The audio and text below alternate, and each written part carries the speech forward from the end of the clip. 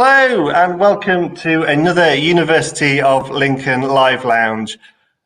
Look who's joined us, everybody. Isn't this absolutely marvellous? My name's Tim, but that's enough of me. I am absolutely delighted and thrilled to say hello to Jon Snow. Jon, welcome. Thank you, Tim. It's a delight to be in Lincoln. I feel I actually am, even though I'm virtually not. Fantastic. No, well, behind you, behind my screen is the beautiful cathedral and castle, and no, it's as if we are actually here. I guess we should just start by saying, Jon, how are you in all of this? How are you doing? Well, I would say as well as can be expected. It's a grim old business having to anchor a program that you've anchored for the last 30 years from your own front room.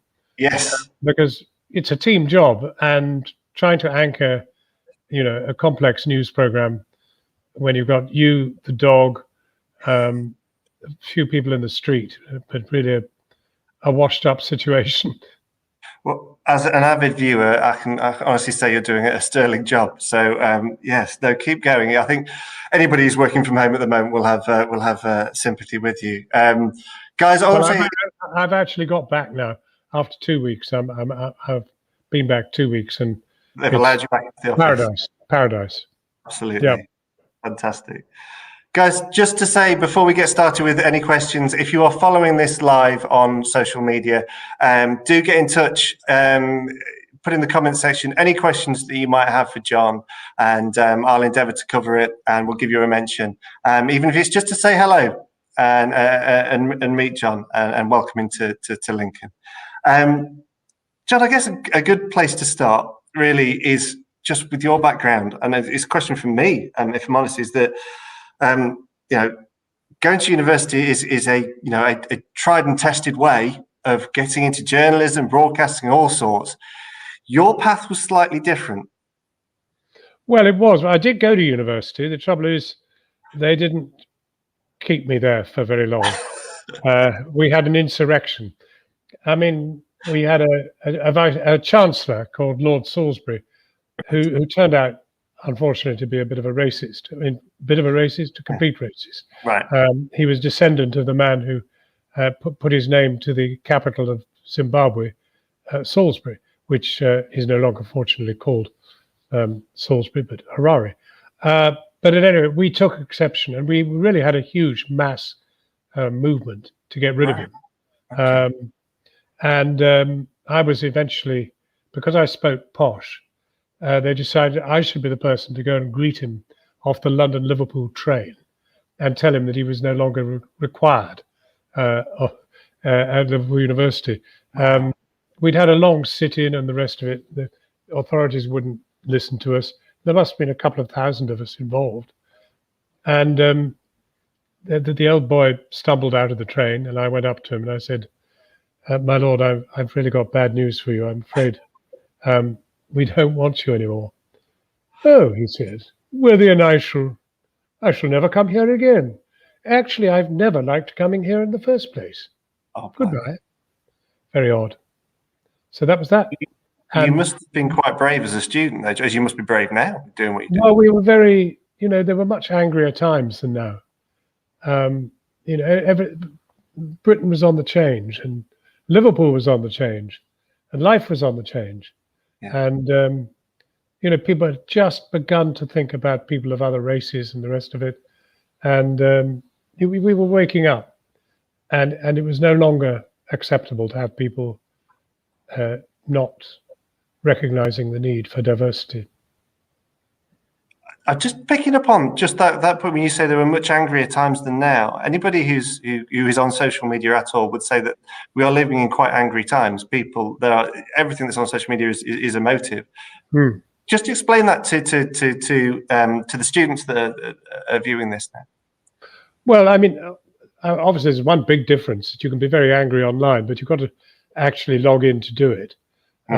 So there are a few seconds or milliseconds before you go mad, and it's a worrisome business that you do, and many of us don't. I mean, we use it a lot, but don't necessarily need to get very abusive.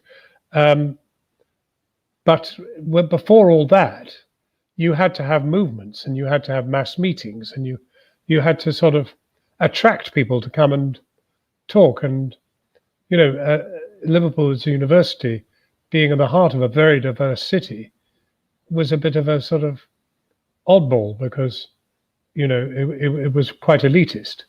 And anyway, we wanted change, and a recognition that we had entered a different time. Yeah. And the authorities simply didn't think we had any right to discuss such a thing. And when we decided to sort of hone in on the imperfection of having such a person with such views as the Chancellor, well, trouble loomed. And I think we sat in the Senate block for about 3 weeks. And then, Wow. of course, the long vac dawned, and everybody went home, and they picked off 10 of us to sort of prosecute, and they sent us all down. I was only sent down for a year, but I never went back. Right. So after that, that incident, if we can call it that, how did you then get into the life that you lead now? How did you get into journalism, or what stoked that fire? Well, I didn't get into journalism initially. Right. I'd already, before going to university, I'd done voluntary service overseas. Yeah. And I'd lived in Uganda teaching in a school on the banks of the Nile. And I developed then an absolute passion for travel. I traveled all over Africa on my way out of Uganda. And, I wanted to find a way to go back. And certainly journalism was one route. Yeah. But no, I mean, initially, having come down, I really thought that was it. My life was blighted. Man expelled from university. He's never going to go anywhere. And a friend of mine said that they knew of a day centre in central London that was looking for it was for homeless young people, and they were looking for a new coordinator. That was the leader. And so I applied, and I got the job.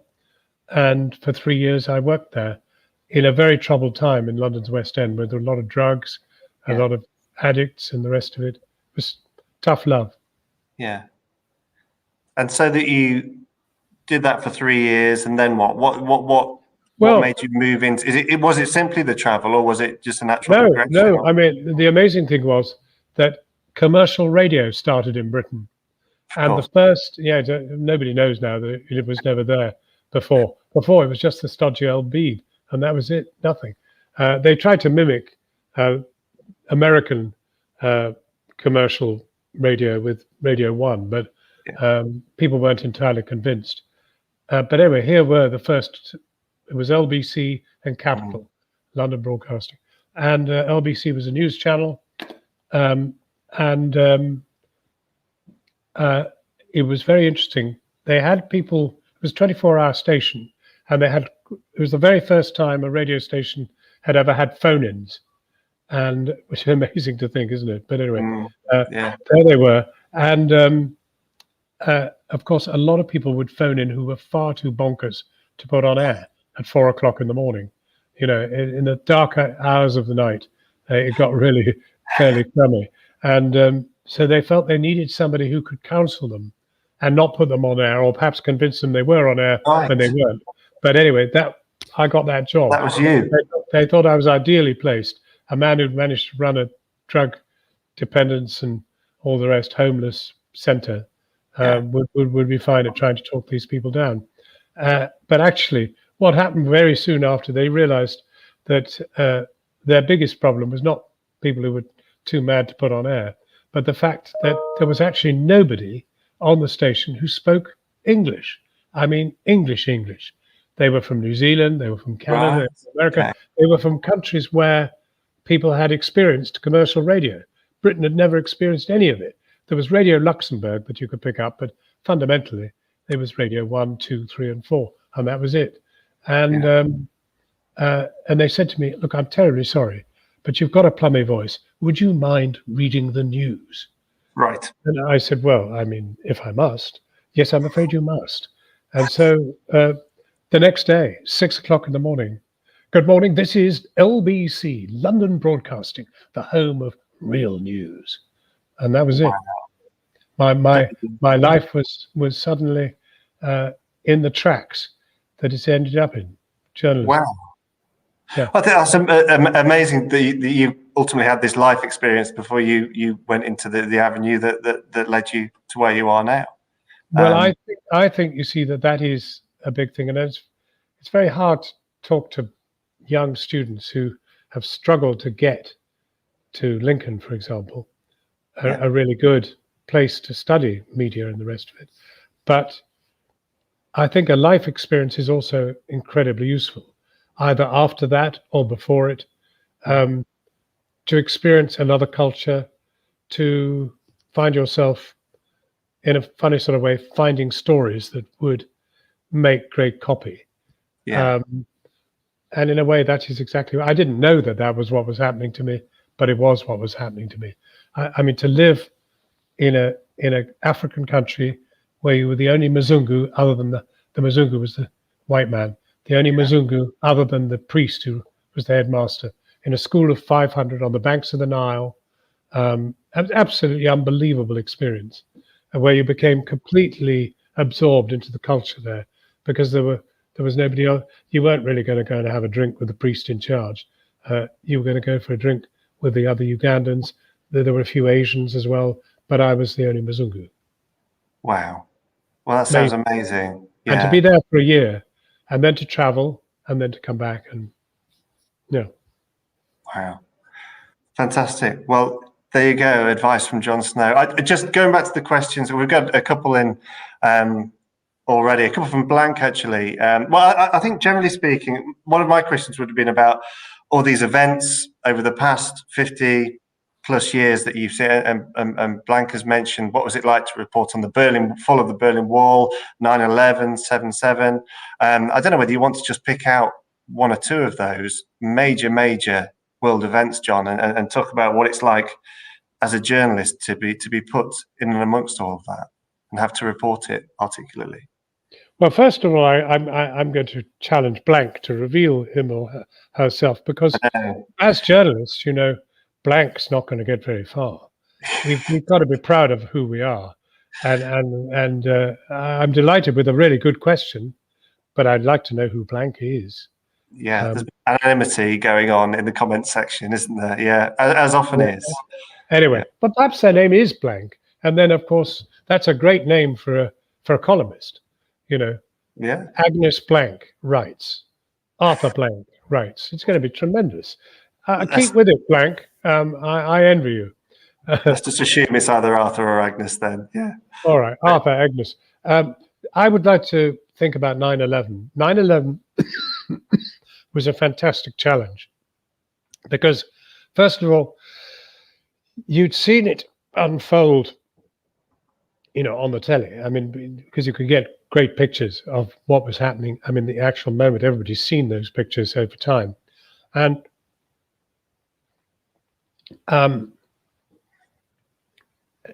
it was an absolutely shocking and terrifying and terrible loss of life. And to see people jumping from, 30 stories, 30 stories up, it was terrifying.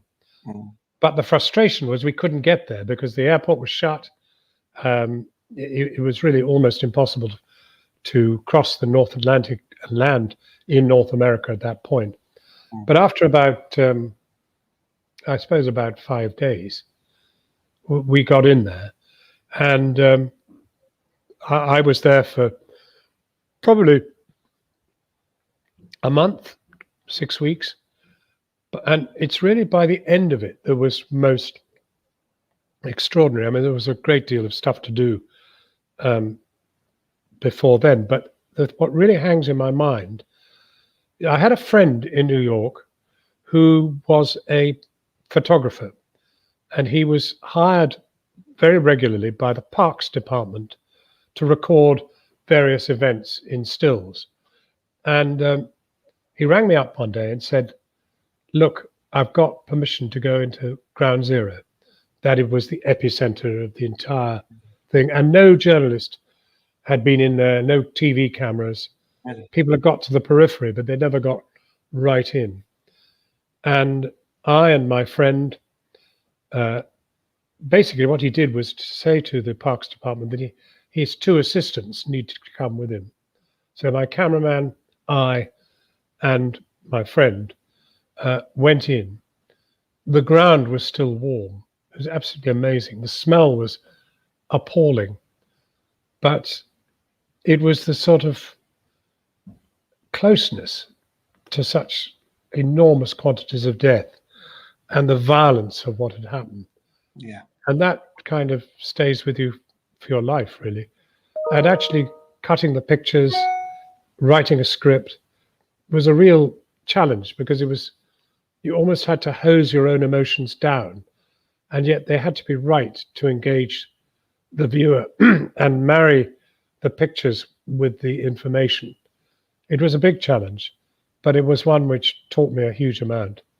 And certainly of all the stories I've done, that would certainly be up there with the ones that moved me most. We had a question come in from Rob Holding. This was before the Live Lounge, who emailed us.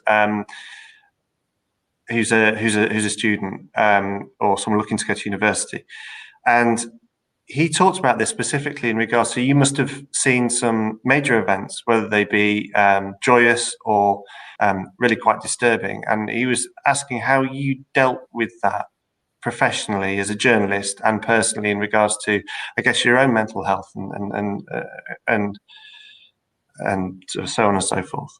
It's a really, really good question, and a really important one, because I think you have to be true to your emotions.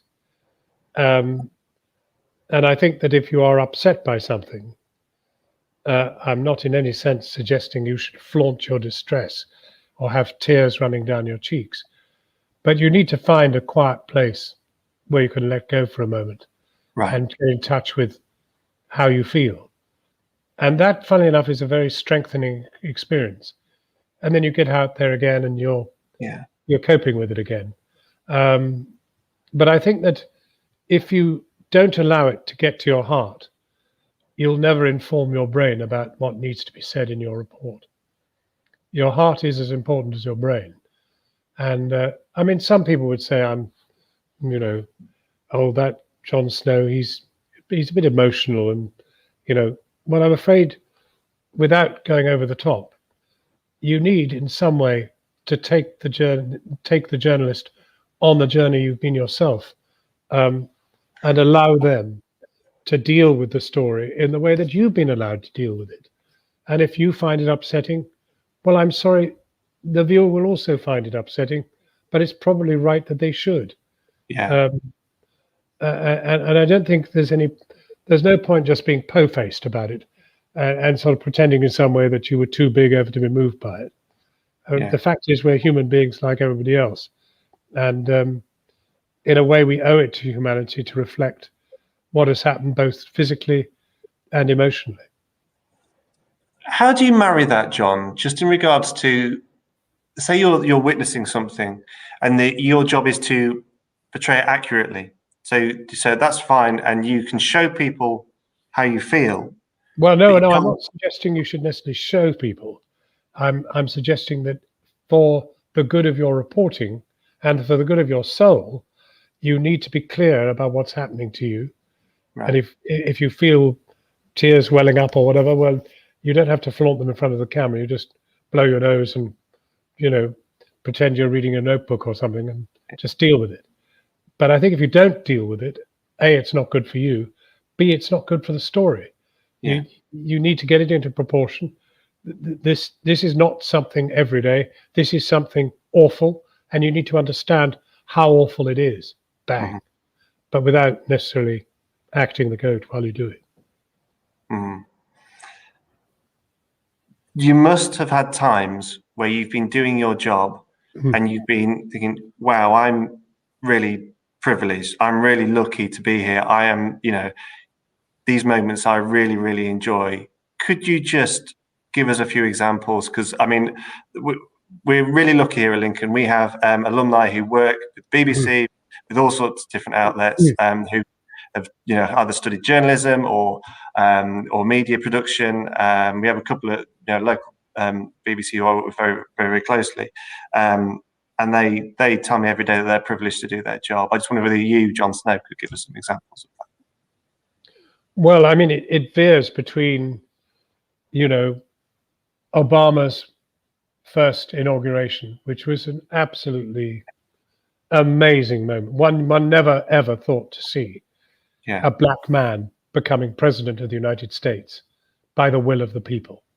It was an absolutely sensational, gorgeous time. And his family up there with him and having a clear sight of it and being amongst the Americans who themselves were very caught up with it. It was that's one end of the equation. Another is to be sent. Admittedly, I engineered the being sent, but to be sent to Antarctica, and find yourself, in a corner of the world you never ever thought you would ever see, and making a story out of it, and to see the herds of, they're not herds, but whatever they are, the flocks of penguins and seals and the rest of it, to see the natural world as it really is, or should I say was, because so much has fallen into the sea since I was there. I mean, of course, it hasn't dented really Antarctica per se, but it has lost some mass through global warming. And that takes me to another thing, which is reporting the climate is a huge challenge, because it's a difficult thing to get hold of. I mean, sure, you can show things melting or things falling apart or whatever, but it's about people as well. It's about animals, and capturing the whole thing to make it understandable to a human being is a big challenge, especially when you're watching on a screen of wonderful color and you're suddenly watching great wastes of beautiful but white and gray and blue. It must be. Could you just give us another? I know there was a story last night on Channel 4 News, which was absolutely amazing, and I think would resonate brilliantly. I'll let you go on.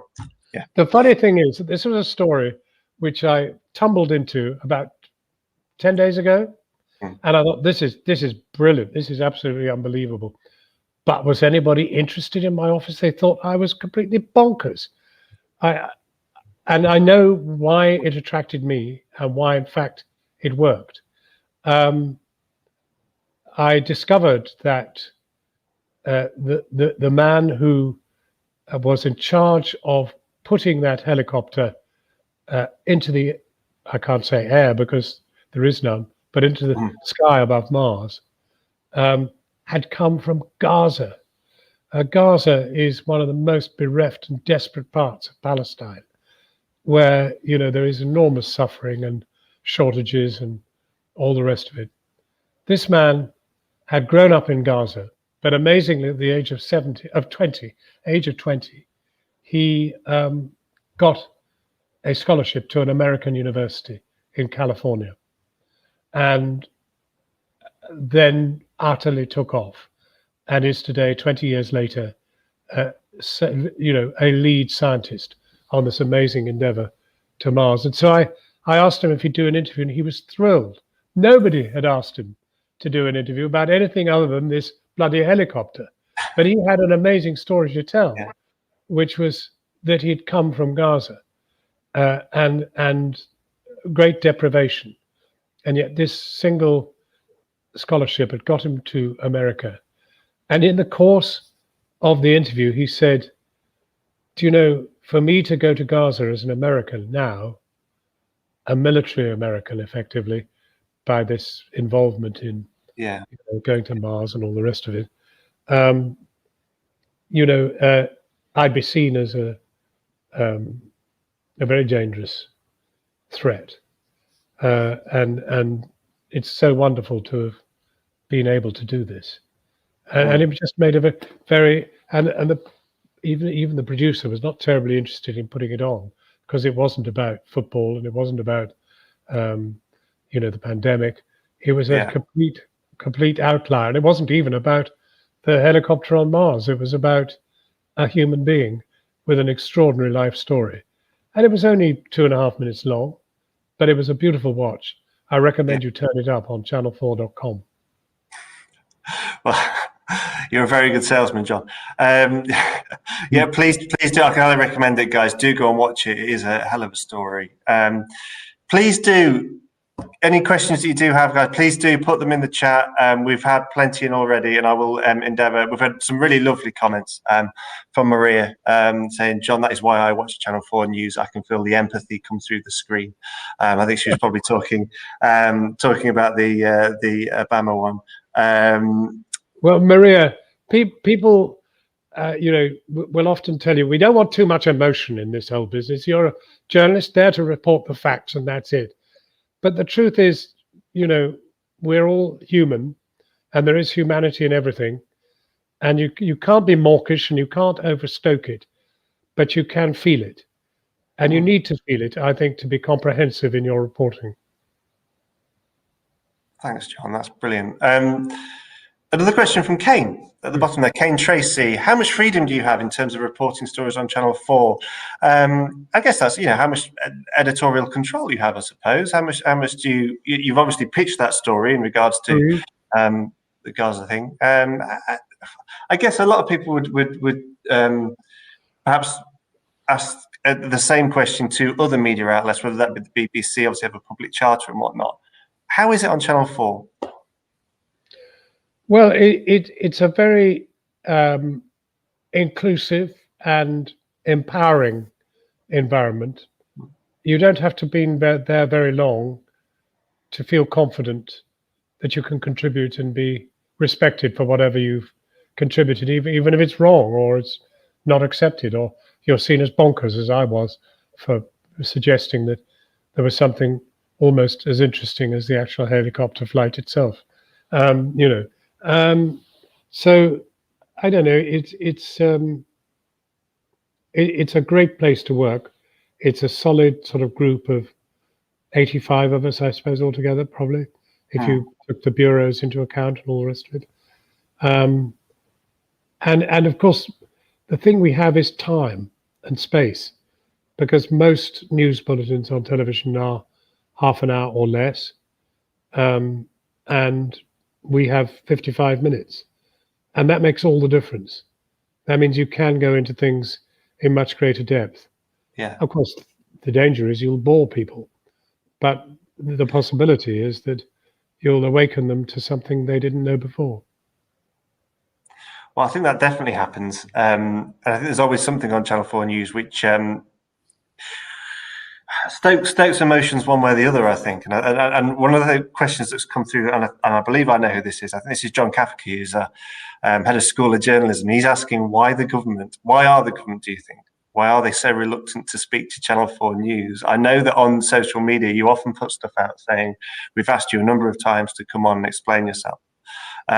Could you give us a bit of background to that? Have there been instances that you perhaps might have, you think maybe as journalists you might have either overstepped the line, or why do you think that certainly when Dominic Cummings was at the realm, there was certainly a blank on a number of outlets? Well, John, I mean, I don't want to sort of overstoke it. I think the truth is, so this is a terrible thing to say, but if you have a long news program, you have the potential to do long interviews, and you have the potential not to do a 30-second soundbite, but actually maybe a 5 or 6 or even a 10-minute interview. And that's the last thing a lot of people in government want to have to deal with from any party. I mean, the command of the detail is good for a couple of minutes, but we don't want too much more than that. And it's understandable. They've got a hell of a brief to cover. But it's also been happening to the BBC, to be honest, as well. Yeah. I mean, everybody struggles to get anybody from government on. I mean, last night, the football story broke in our time, the decision by the English clubs to get out of it. An amazing story in itself. I mean, absolutely extraordinary. What a white elephant! I mean, crumbs. It only lived for 2 days. Amazing, and now it's dead. Because no league like that's going to work without English teams in it. But anyway, so it's the fact that we have more time that makes it more threatening, I think. And yet, many ministers actually, or many politicians, actually think if I had more time, I would actually be able to say more clearly what it is going on. Things have to be so oversimplified to get it into a minute point 5 seconds. That it's unattractive. But it isn't exclusive to Channel 4 News. The truth is, ministers are reluctant to go on anywhere, though they're a little bit kinder to the 24-hour stations. Well, I want to there's a double aspect to this question. It's coming from me because when you talk about, we've had a couple of questions in from students who talk about being nervous. So they might be nervous coming to an interview at university or starting university. Generally, it's perfectly natural to be nervous, and you might be nervous in there. I'm absolutely positive that you would have been nervous before certain situations that you've got yourself into, such as, and I'll go this back to government. Alistair Campbell barging his way onto set and sitting down and being insisted on being interviewed by you. How do you cope with situations like that? What do you do to overcome those nerves or those sudden, you're suddenly put into the thrust of something? Well, the great thing about the Alistair Campbell incident is that there actually wasn't time for nerves. I mean, yes. And funny enough, the reaction I had was, what do you think you're doing in our studio? We didn't invite you. I mean, hell, get out, unfortunately, I didn't say any of that, but that was what was going through my mind. I wasn't nervous. I was angry. I was sort of, this won't do at all. This is our studio. We'll invite you. If you want to talk to you, we will, all that sort of stuff. But actually, I think it played worse for him than it did for us. I like him. We got on well, I mean, generally. But there it was. That was quite an incident. But you take everything as it comes, to be honest, and you can usually make something with it. Have you been before an interview, when you've interviewed? I mean, over the years you've interviewed prime ministers, heads of state, whoever. Have you been genuinely nervous? And how did you overcome it? Are there any things that you do to help? I'm nervous when I know nothing about the subject I'm trying to interview them about. That is the most nerve-wracking thing of all. And you try to avoid that by doing some research, but I'm often under-researched. And then, as you get to my sort of age, you get a producer who actually does a bit of research for you. So, you never go in there unarmed. But no, I mean, nerves don't really play too much of it. I mean, I'm sure you're one that's G'd up. There's no question about that. But in terms of fear, I mean, I don't generally experience that because I think I'd be dead by now if I had. Yeah. Because, I mean, you can't put up with too much of fear, Yeah. It's a lovely job, actually talking about things you want to talk about, questioning things about things you want to question about. Sometimes you have to question things that you're not very interested in, but there's always something in it. Evidently, it's fascinating, the things that you do and the stories that you report. One of I guess the challenges nowadays. Just got a question from Paul McMahon that's come in. He talks about citizen journalism. I guess everybody who's got a mobile phone is an investigative journalist now. And it's no secret that certain outlets, scroll through social media to see things. What are the challenges now? I guess for traditional news channels, as opposed to the area that is, social media, which is commentary upon commentary. Well, I mean, the social media comes in for a lot of stick, but it's also a very useful way of finding out what's going on. Yeah. And you do get very important tips from the social media one way or another. Now, some of them are completely bonkers and wrong and up the Khyber, but once upon a time, you get a really important break that you wouldn't have got without it. You know, I mean, the online world is a treat. I mean, if you think of the poverty of what we came from, you know, the Dear Press Association, I mean, a wonderful organization, but, you know, churning out endless things about, you know, chemical supplies in Wigan.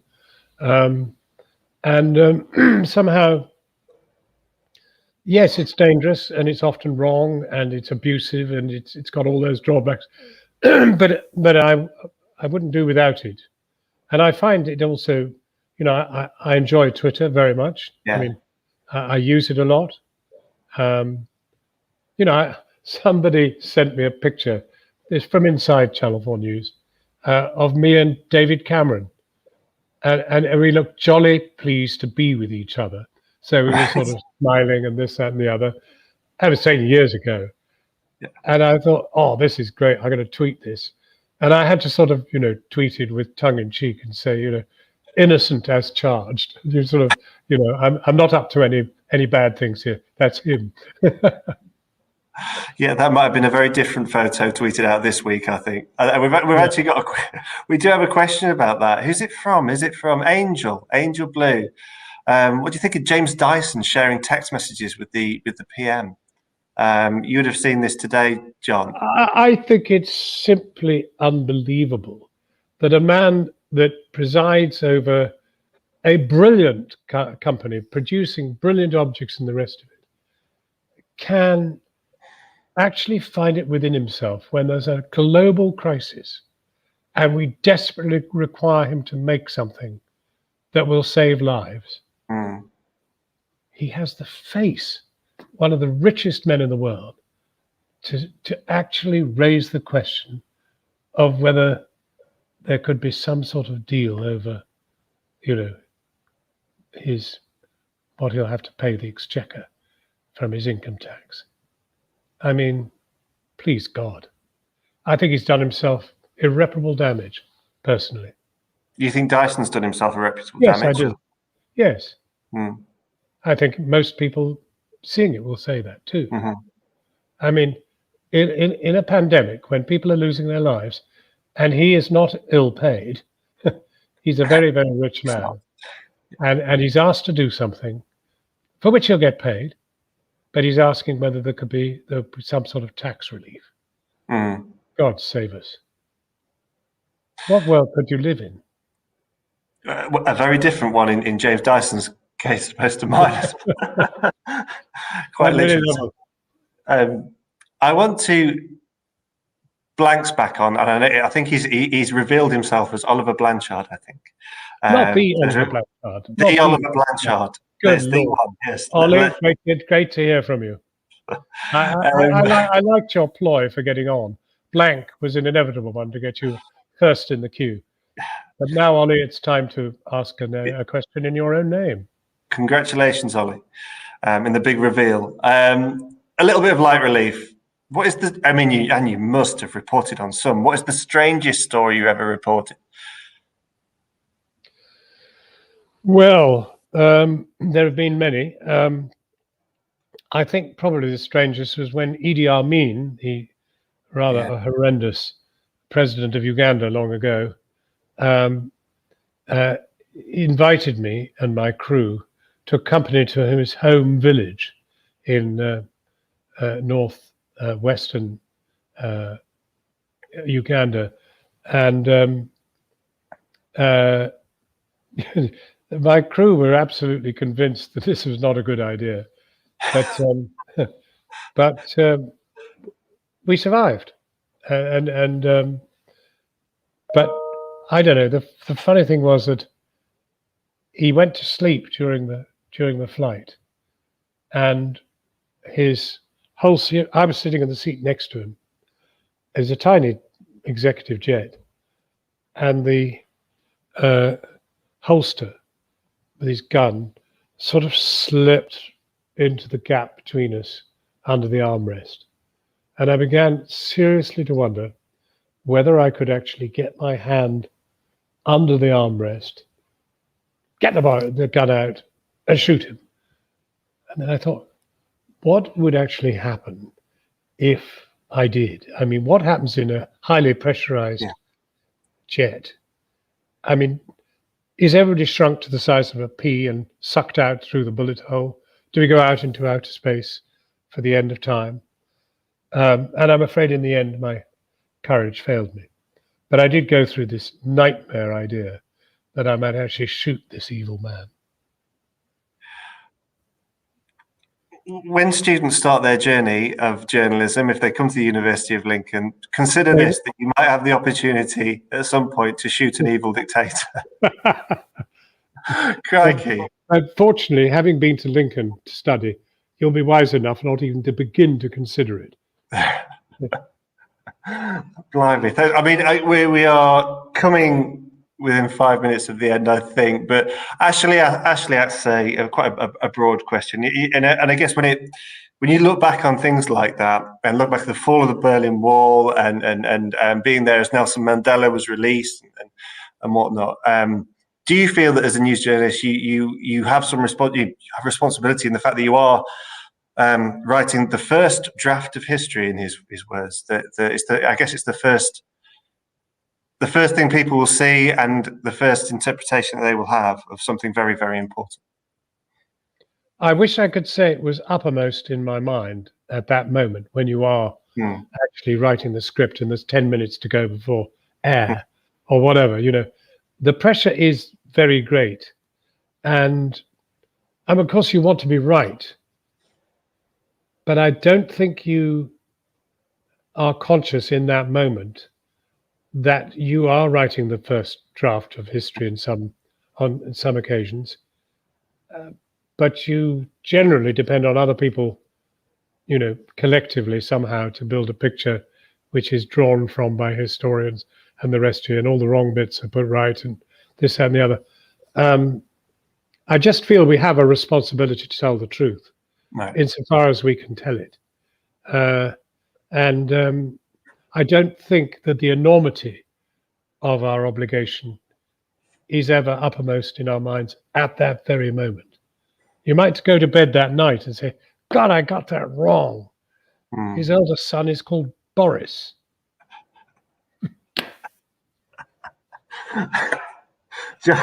Jon, we always ask this question at the end. A lot of the time it's about, what advice would you give young people who are considering to go to university generally or anything like that. But I guess it's more general, really. And it's more kind of what advice would you give your younger self, you personally? And then what advice would you give young people nowadays in 2021? I think particularly with a view to anyone who wants to work in the media or to be a journalist, I think it's absolutely worth going to university. I think you meet a diversity of people you would probably never meet under any other circumstance. You will live in a place you probably never live in for any other reason. And you will meet people, wonderful people, from all over the world, all over the country, and it will diversify your kind of whole approach to life, and you'll become politicized by it inevitably. Even if you never express it, you will form views, you will form ideals, you will form bad habits too. Who knows? Bit of snorting of this and that, or worse. But overall, I think going to university is a tremendous thing, and I think people should absolutely make the most of it.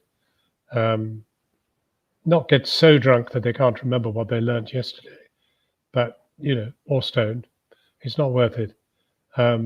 It's a wonderful chance. But what I would say to anybody who really wants to become a journalist, it is a good idea to do something else that you kind of get locked into. I don't know. You could even go into the forces for 3 years, or or do as I did, volunteer service overseas, or another kind of volunteering, something that exposes you to a completely different world to the one in which you've grown up. And that will enrich you hugely. It will make you much more open to ideas and different places and the rest of it. I'm eternally grateful for having lived for a year in Uganda, as I described. I'm really pleased that as a student, I drove in a bus to India, and we took us a whole lot of music to perform on the way. Wow. Heaven knows why we did it, but we did it, and we raised a lot of money and this, that, and the other.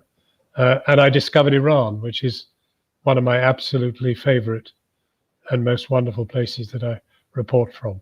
Indeed, I was there at the outbreak of the pandemic and had to spend the first 2 weeks of the whole business in quarantine when I got back. It's a great country, a wonderful country. I mean, forget all the things that we all share as being issues that we'd want to look at and argue about, but it's a beautiful country and wonderful people. And sure, it's got some problems. We all have. Don't we just? I think on that, we sum up by having as many rich and varied experiences as you possibly can. Jon, thanks so much. It's been an absolute thrill, and I've really enjoyed it. So thank you so much. We have that's John Kapaki, who's our head of school of journalism. Has just said, we're about to welcome an Iranian journalism student. Brilliant! Which is absolutely fantastic. That's and actually, absolutely.